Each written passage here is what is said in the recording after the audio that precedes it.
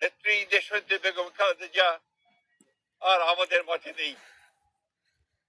আপনারা সবাই জানেন যে নেত্রী দীর্ঘদিন তার রাজনৈতিক জীবনের প্রায় সমস্ত অংশটাই তিনি গণতন্ত্রের জন্য সংগ্রাম করেছেন। আজকে সেই নেত্রীর ইন্তেকালে বাংলাদেশের রাজনৈতিক ইতিহাসে এক অপূরণীয় ক্ষতি সাধিত হল এবং এই ক্ষতি পূরণ সহজে সম্ভব নয়।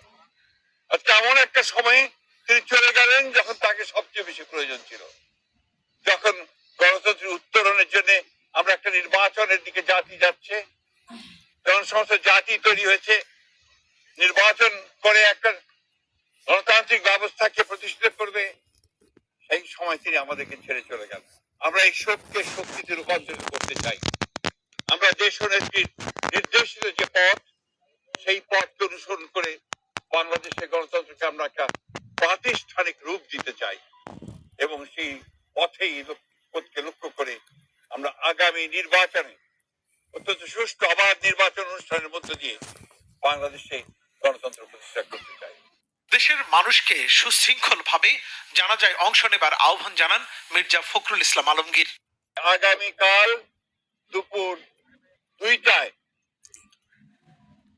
পার্লামেন্ট ভবনের দক্ষিণ প্লাজায় যে মাঠ এবং বাণিজ্য অ্যাভিনিউ, এই পুরো অংশ জুড়ে